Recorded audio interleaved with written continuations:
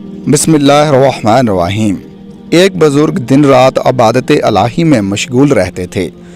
एक दफ़ा इनके दिल में ख्याल पैदा हुआ कि अल्लाह ताला के किसी दोस्त से मुलाकात करनी चाहिए।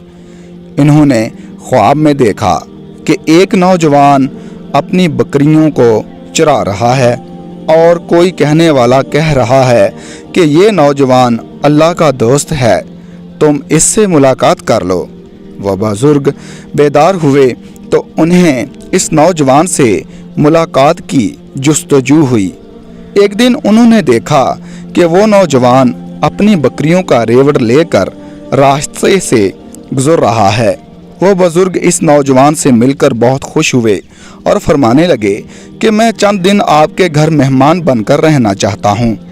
नौजवान ने भी खुशी का इजहार किया और इस बुजुर्ग को अपने घर ले आया।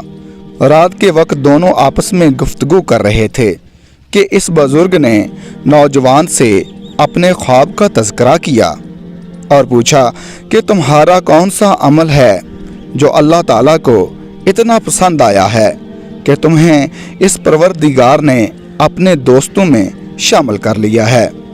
यह सुनकर वो नौजवान आपदीदा हो गया। फिर इसने करीब का कमरा खोलकर दिखाया कि इसमें दो मस्ख शुदा चेहरों वाले इंसान बधे हुए थे। वो बुजुर्ग हैरान ज़दा रह गए और पूछने लगे कि ये क्या माजरा है। नौजवान ने कहा कि ये मेरे गाफिल और गुनहगार वालिदैन हैं। एक मर्तबा उन्होंने अल्लाह ताला की शान में ऐसी गुस्ताखी की कि अल्लाह ताला ने इनके चेहरों को मस्ख कर दिया। मैं सारा दिन बकरियों का रेवड़ चराता हूँ और जब वापस घर आता हूँ तो पहले वालिदैन को खाना खिलाता हूँ, बाद में खुद खाता हूँ। गो इन्होंने अपने जुर्म की सज़ा दुनिया ही में पाली, मगर मेरा फ़र्ज़ बनता है कि इनकी खिदमत करूँ, आखिर मेरे तो वालिदैन हैं।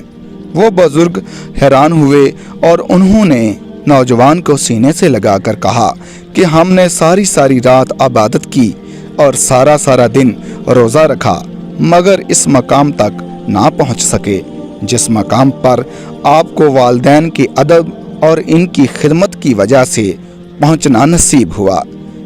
दोस्तों, वीडियो अच्छी लगी हो तो वीडियो को लाइक और चैनल को सब्सक्राइब करें।